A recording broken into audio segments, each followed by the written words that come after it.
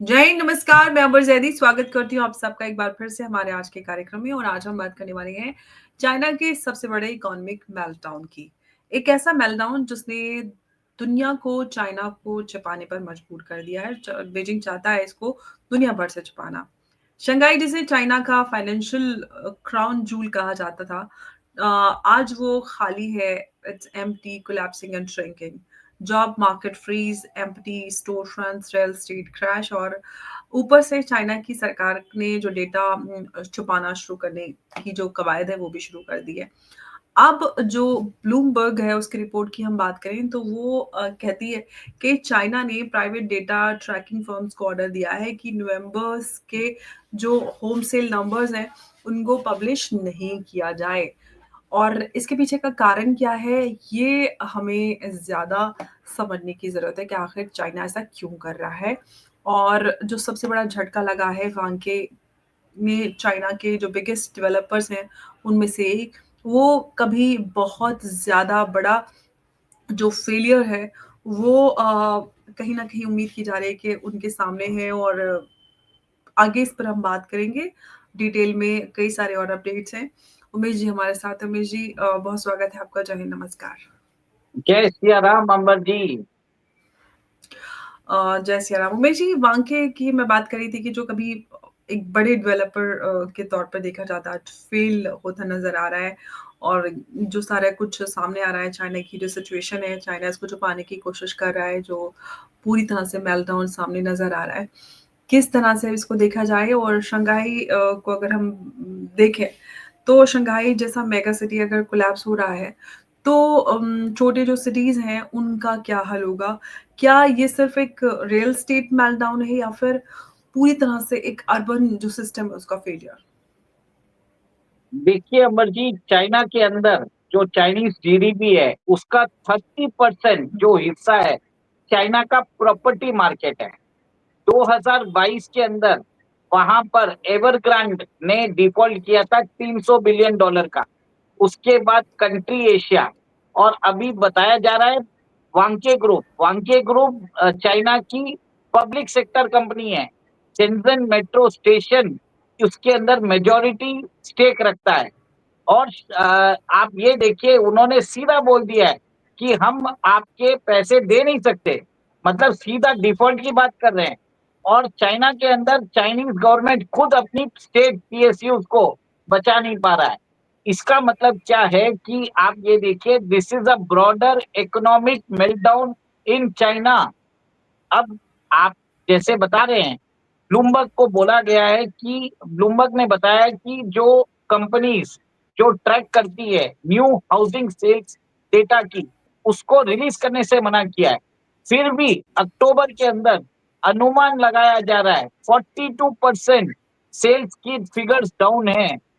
आप सोचिए, 42%, these are unofficial estimated figure, इससे ज्यादा भी हो सकता है।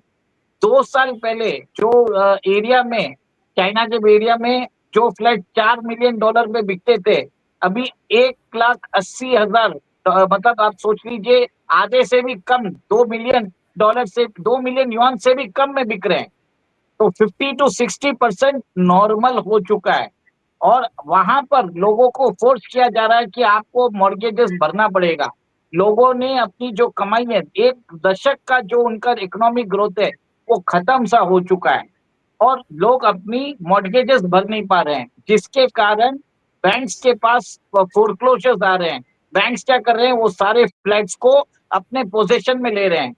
और चाइना में फर्स्ट टाइम ऐसा हुआ है कि बैंक्स जो है डायरेक्ट सेकेंड हैंड होम्स जो फोरक्लोजर होके उनके हाथ में है, उसकी डायरेक्ट सेलिंग कर रहे हैं। और वहां पर वो प्रॉपर्टी मार्केट में लिस्टिंग कर रहे हैं, और उनके जो एक्वायरिंग प्राइस है उससे भी कम दाम पे बेच रहे हैं। तो एक तरह से आप देख रहे हैं कि प्राइसेस क्रैश हो रहे हैं।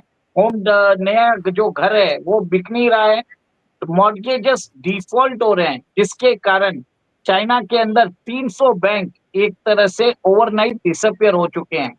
बैंक्स जो प्रॉपर्टी के लिए ऊपर जो कर्ज दे रहे हैं, वो उन्होंने कम कर दिए हैं जब तक उनके द्वारा सेल किया हुआ ना हो। तो ये एक तरह से ब्रॉडर इकोनॉमिक कोलैप्स है, आप ये जी, समझ के उमेश जी, चलिएगा।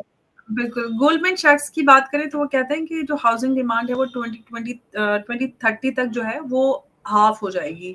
और अगर हम ऑक्सफोर्ड इकोनॉमिक्स के हिसाब से बात करें तो वो कहते हैं 2030 तक जो प्रॉपर्टी वैल्यूज़ है वो 2020 से भी नीचे चली जाएगी। तो चाइना में जो हालात हैं और जो चाइना की ग्रोथ स्टोरी है, क्या आप उसको कहें कि ऑफ़िशियली समाप्त हो चुकी है? देखिए, चाइना के अंदर वहाँ पर लोगों को एक तरह से प्रॉपर्टी में इन्वेस्टमेंट करने के लिए प्रोत्साहन किया जाता है, क्योंकि वहाँ पर प्रॉपर्टी अगर आपके पास है तो वो एक प्रेस्टीज का इश्यू है। इसके हुँ, लिए बहुत सारे लोगों ने अपना एक घर होने के बावजूद सेकंड होम में इन्वेस्टमेंट किया। बहुत सारे प्रोजेक्ट्स मतलब बहुत सारे प्रोजेक्ट्स कंप्लीट नहीं हुए हैं। बहुत सारे प्रोजेक्ट्स के अंदर जो डेवलपर्स हैं, बीच में छोड़ के भाग चुके हैं। लोग जो हैं मॉर्गेजेस भर नहीं पा रहे हैं, जिसके कारण चाइना के अंदर अनफिनिश्ड प्रोजेक्ट्स बहुत बड़ी मात्रा में एक तरह से पेंडिंग है। वहाँ पर आप ये देखेंगे कि जो आपने बताया है कि 2020 से भी कम हो चुके हैं प्राइसेस, ऑलरेडी कम हो चुके हैं। 2017 के लेवल तक आ चुके हैं वहाँ पे प्राइसेस, और अगले 2030 तक कोई भी आसार नहीं है कि चाइना के अंदर प्रॉपर्टी के अंदर डिमांड बढ़े। और देखिए, चाइना ने ये बड़ा प्रॉपर्टी बनाने के लिए उन्होंने उनकी इंडस्ट्रीज है, उसको भी उन्होंने ओवर कैपेसिटी जो प्रोडक्शन है, उसकी ओवर प्रोडक्शन कैपेसिटी इंस्टॉल कर दिया है। जैसे आप देख लीजिए, स्टील स्टील का सबसे ज्यादा प्रोडक्शन जो होता है चाइना के अंदर होता है। चाइना ने अपने देश के अंदर जो रेलवे ट्रैक्स बनाते हैं ना, हाई स्पीड रेलवे ट्रेन, जैसे भारत के अंदर बुलेट ट्रेन आ रही है बिटवीन मुंबई एंड अहमदाबाद, वैसे चाइना ने पिछले एक दशक में 50,000 किलोमीटर्स की जो हाई स्पीड रेलवे नेटवर्क है वो तैयार करके रखी है। अंबर जी बताता हूँ, उसके अंदर 6% जो रेलवे ट्रैक्स है, जो लाइन है, वो प्रॉफिटेबल है। 94% जो उनकी हाई स्पीड रेलवे लाइन है वो लॉस में जा रही है। $8 ट्रिलियन का जो उनका जो पैसा है, ये उनके रेलवे ट्रैक्स में लगा हुआ है, वहां की रेलवे इंफ्रास्ट्रक्चर को इंप्रूव करने के लिए। बट क्या हुआ, चाइना के अंदर डेप्थ बढ़ते गए, वहां पर कोई भी एक तरह से डेवलपमेंट नहीं हो रहा है, क्योंकि जी, अल्टीमेटली पैसा आपको देना पड़ेगा। आप ये देखिए, उसके जी। अंदर देखिए जापान ने क्या किया। मैं आपको एक और एक चीज बताता हूँ कि जापान ने भारत को क्या किया कि उन्होंने बोला है कि आप मुंबई से अहमदाबाद के बीच में आप बुलेट ट्रेन बना दीजिए। भारत को वो 0.1% इंटरेस्ट पे दे रहा है। 15 साल के लिए उन्होंने बोल दिया, अगर आप पैसे नहीं दे पाए तो भी कोई प्रॉब्लम नहीं है। 50 साल का रीपेमेंट पीरियड दिया है। सोचिए, 65 ईयर्स तक आप पैसा दे सकते हैं इसका। तो आज समझ लीजिए 2025 है, 2020 में चालू हुआ, समझ लीजिए 2085 तक आपको इसका पैसा देना है। और क्या इंटरेस्ट रेट है? 0.1%। और जी, चाइना लेकिन के अभी भी हम चाइना की हम बात करें, वांके की भी हम बात कर रहे थे, अगर वांके फेल हो जाता है, तो ये एक वो लेमन ब्रदर वाला मोमेंट सामने क्रिएट होता हुआ नज़र आता है। और सरकार की बात करें, तो कोई रेस्क्यू प्लान के साथ क्यों सरकार नहीं आ पा रही है? या ऐसा क्यों नहीं, क्या कर सकती है सरकार? सरकार कितना रेस्क्यू प्लान लेके आएगी बताइए? 2020 के बाद जब से कोविड का टाइम आया है, चाइना के अंदर सरकारों ने कंटिन्यूअसली स्टिमुलस दिया इकोनॉमी को। वो प्रिंटिंग करके पैसा छाप रहे हैं, आप ये देखिए। हुँ, और सेकेंड, आप ये देखिए कि वहां पर चाइना ने विश्व स्तरीय पर बेल्ट एंड रोड इनिशिएटिव के दौरान उन्होंने हुँ, सब जगह हाई स्पीड रेल नेटवर्क बनाने की कोशिश कर रहे हैं। जैसे इंडोनेशिया है, लाओस है, इवन श्रीलंका में देख लीजिए। जब उनको उन्होंने हम्बनटोटा पोर्ट बना के दिया, तब तब वो जब भर नहीं पाए, जब श्रीलंका भर नहीं पाया, तो हम्बनटोटा पोर्ट उनको 99 ईयर्स के लीज पे देना पड़ा। उसके बाद बहुत सारे कंट्रीज ने चाइना को पैसा देना मना कर दिया। केन्या है, लाओस है, कंबोडिया है, इंडोनेशिया है, सब ने बोल दिया कि हम आपको पैसे नहीं दे सकते। हर जगह से प्रॉब्लम चलता जा रहा है। चाइनीज गवर्नमेंट दिवालिया हो चुकी है। उनकी इकोनॉमी कितने की है? $20 ट्रिलियन की है। उनका कर्ज कितना है? $60 to 70 ट्रिलियन। मतलब आप $3 डालोगे तो $1 का इंक्रीमेंटल आउटपुट आएगा। अंबर जी, सबसे बड़ी बात यह है कि चाइना के अंदर वहां की प्रॉपर्टी मार्केट के कोलैप्स होने से, आप समझ लीजिए, अगर आपके पास 1 करोड़ 1 करोड़ येन है, उसके अंदर जो उनका वेल्थ का जो होता था 70 लाख जो रहता था उनकी प्रॉपर्टी का वैल्यू होता था, मतलब 70% जो एसेट की जो रहती थी वो प्रॉपर्टी की वैल्यू होती थी। अब वो आधी हो चुकी है, तो आपकी वेल्थ कितनी हो गई? 35-40% गिर चुकी है। इसके लिए देखिए गोल्डमैन सैक्स ने बोला है लॉस ऑफ अ डिकेड, मतलब डिकेड लॉन्ग जो गेम्स था वो एक तरह से खत्म हो चुका है। तो चाइना के अंदर जो उनकी इकोनॉमी बताई जाती है $20 ट्रिलियन की है, तो $20 ट्रिलियन की नहीं है, 30% कम हो चुका है, क्योंकि उनके प्रॉपर्टी मार्केट ने जो गेन उन्होंने हासिल किया वो खत्म हो चुका है। भले ही आर्टिफिशियली प्राइसेस हाई है, पर जब डीलिंग होती है तब प्रॉपर्टी के प्राइसेस 35-40% मिनिमम नीचे आ चुके हैं, और कई बहुत सारे जगह पर 75-80% तक आ चुके हैं। चाइना के अंदर 51 गोस्ट सिटीज है। एक सिटी को बनाने के लिए उनको $100 बिलियन लगा था, मतलब 51 सिटीज का $5 ट्रिलियन का इन्वेंट्री उनका बिक ही नहीं रहा है। वहां हुँ, पर नए लोग इतना ओवर कैपेसिटी हो चुका है कि वहां जी। पर लोग खर्चा नहीं कर रहे हैं, लोग सेविंग जी। कर रहे हैं, और वहां पर डिफ्लेशन की सिचुएशन आ चुकी है। लोग हुँ। जो है बैंक से पैसे निकाल रहे हैं। बहुत सारे जो चाइनीज है वो देश छोड़ के भाग रहे हैं। वहां पर एक लेकिन तरह से उमेश जी अब स्टैट सवाल ये है कि जो चाइना है उसने वो कहता है कि जो नवंबर का होम सेल्स का डेटा है वो पब्लिश नहीं करना है। तो क्या नंबर्स हम ये कह सकते हैं कि जो रियल डेटा है वो इतना भयावह है, मतलब सोचते हुए भी हमें लगता है कि क्या वो हो सकता है? और अगर डेटा छुपाने की बात हो रही है, तो क्या ये अपने आप में ये इस बात का सबूत है कि जो चाइना है वो उसमें जो क्राइसिस है वो ऑफिशियली आउट ऑफ कंट्रोल होते जा रहे हैं?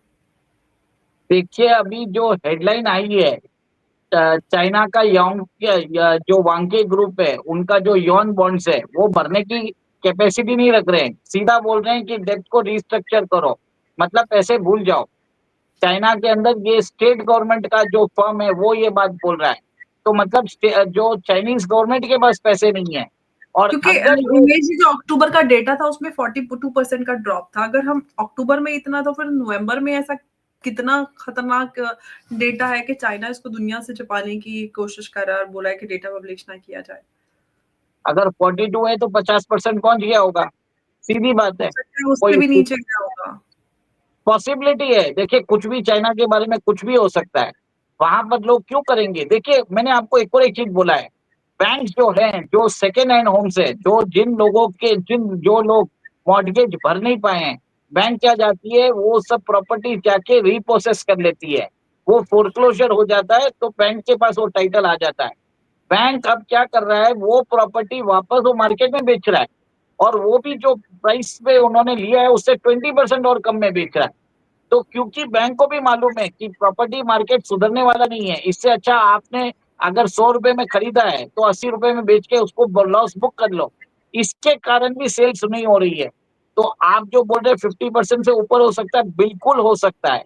ये बहुत बड़ी एक तरह से प्रॉब्लम वाली स्थिति आ चुकी है। घर अगर नहीं बिकता है, देखिए भारत के अंदर भी अगर घर नहीं बिकता है तो लोग बोलते हैं कि सीमेंट नहीं बिक रहा है, सरिया नहीं बिक रहा है, इकोनॉमी कैसे चलेगी, कंस्ट्रक्शन सेक्टर्स के जॉब कैसे आएंगे, मतलब बहुत एक तरह से ग्लूम डूम का फिगर्स आ जाता है। हुँ। सिमिलरली चाइना के अंदर तो वहां पर प्रॉपर्टी सेक्टर 30% है, आप सोचिए। भारत के अंदर तो मेरे ख्याल से 8-10% से कम होना चाहिए, चाइना में 30% है, तो कितना फर्क पड़ रहा होगा उनकी इकोनॉमी में। और इकोनॉमी आज अभी डिफ्लेशनरी ट्रेंड्स में आ चुकी है, लोग वहां पे खर्चा नहीं कर रहे हैं, और फैक्ट्रीज जो है अपनी लागत से कम में दाम बेच रही है प्रोडक्ट्स में, मतलब अगर वो 100 रुपए में बना रहे हैं तो 90 रुपए में भी देने को तैयार है, ताकि इस फैक्ट्री को चलाया जा सके। तो ये सब प्रॉब्लम चल रहा है चाइना के अंदर। लेकिन उमेश जी जो हालात है चाइना में, क्या इसको देखकर हम ये कह सकते हैं कि चाइना जो है एक लॉन्ग टर्म डिफ्लेशनरी स्पाइरल में आ चुका है? डेफिनेटली आ चुका है। आज वर्ल्ड के अंदर जितनी आप देख लीजिए, ईवी कार्स का सबसे ज्यादा प्रोडक्शन चाइना करता है, 5 गुना ज्यादा करता है, मतलब उनकी जरूरत 1 है तो 5x करके रखा है। सोलर पैनल्स वो सबसे ज्यादा प्रोड्यूस कर रहा है। फिर बाद में जितने भी सर्क्यूट्स है वो सबसे ज्यादा प्रोड्यूस कर रहा है। स्टील है वो प्रोड्यूस कर रहा है। इससे क्या चाइना चाहता था कि वर्ल्ड ओवर जितनी भी इंडस्ट्रीज है वो सब खत्म हो जाए हुँ। स्टार्टिंग में, फिर बाद में चाइना जो है वर्ल्ड में अपने हिसाब से वो बेच पाएगा। पर भारत हुँ, और बाकी कंट्रीज को ये चाइना के बारे में मालूम पड़ गया। इसके हुँ, कारण अमेरिकन कंपनीज ने अपना जो प्रोडक्शन है उन्होंने शिफ्ट किया वियतनाम और मेक्सिको में। और हुँ, बहुत सारी जापानीज कंपनीज जैसे टोयोटा है, होंडा है, पैनासोनिक है, वो लोग भी शिफ्ट कर रहे हैं। वो लोग भी वियतनाम या भारत में शिफ्ट करने वाले हैं। आप ये देखिए कि चाइना के जो बेल्ट एंड रोड इनिशिएटिव है उसको काउंटर करने के लिए जापान ने भी जनरस लोन ऑफर करना चालू कर दिया बहुत सारे कंट्रीज में। वहां पर वो क्या कर रहा है चाइना के खिलाफ, चाइना वहां पे बाकी कंट्रीज को 3% पे लोन पे देता है, जापान ने 0.1% पे दिया। और उसमें भी grace bill period 85 years 65 years दिया, जबकि जी, चाइना 20 ईयर्स में पैसे अगर हम मांगता है। सिचुएशन जो है चाइना की उसकी बात करें, तो जो ये सामने कोलैप्स नज़र आ रहा है चाइना का, उसका हम अगर ग्लोबल सप्लाई चेन, कमोडिटीज़ और एशियन जो पूरी मार्केट है, उस पर क्या असर पड़ते हुए हमको नज़र आएगा? देखिए स देखिए सबसे बड़ी बात है कि ओवर कैपेसिटी के कारण आप ये देखेंगे देयर इज़ सप्लाई साइड जो है ओवर प्रोडक्शन किया जा रहा है। वहाँ पर जहाँ पर भी वो एक्सपोर्ट कर रहे हैं, उनके कॉस्ट से नीचे में वो बेचना चालू कर रहे हैं। कहीं न कहीं वो वर्ल्ड इकोनॉमी को एक तरह से तबाह करना चाहते हैं। वो नहीं चाहते कि दूसरी कंट्रीज़ के अंदर सप्लाई चेन बनी रहे। इसके लिए भारत को उन्होंने टनल बोरिंग मशीन्स नहीं दी। इन्होंने अपने जो फॉक्सट्रॉनिक्स के इंजीनियर है उनको उन्होंने वापस बुला लिया। जो चाइनीज़ इंजीनियर इंडिया में काम करते थे, उनको वापस बुला लिया। बीच में हमको फर्टिलाइज़र नहीं दे रहे थे। ये सब काम चाइना इसके लिए करता है कि ताकि भारत ग्रो ना कर पाए। और वर्ल्ड इकोनॉमी पे इसका बहुत भयंकर असर पड़ा है।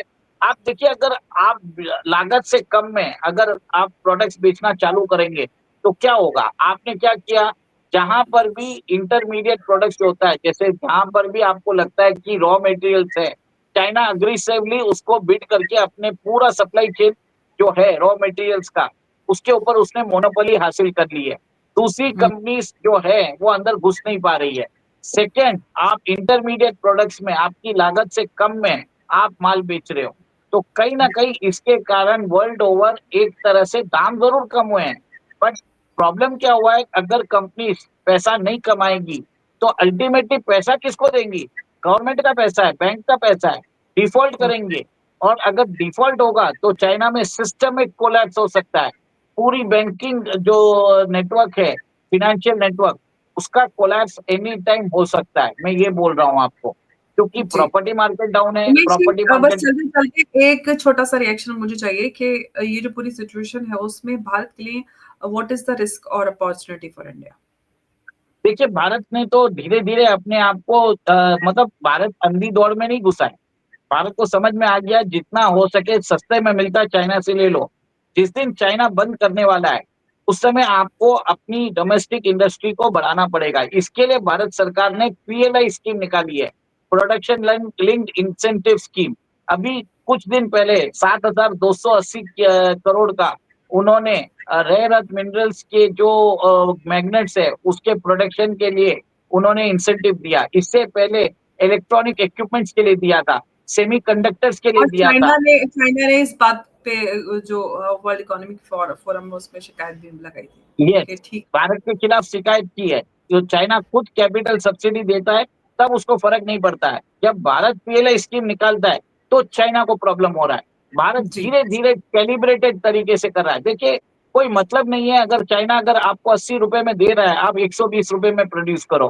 बट अगर जी। चाइना हॉल्ट करता है, तो आपको हुँ, बनाना पड़ेगा। इसी के लिए हम लोग अभी जो मैग्नेट्स है, जिसको चाइना हॉल्ट करके रखा है या कंट्रोल सप्लाई कर रहा है, उसका प्रोडक्शन हम देश में कर रहे हैं। इसको बोलते जी। हैं समझदारी। बिल्कुल और भारत जो है समझदारी से आगे बढ़ रहा है और उमेश जी बहुत धन्यवाद आपका इस चर्चा में हमारे साथ जुड़ने के लिए। नमस्कार, जय हिंद, जय भारत। जय सिया राम। जय सिया राम उमेश।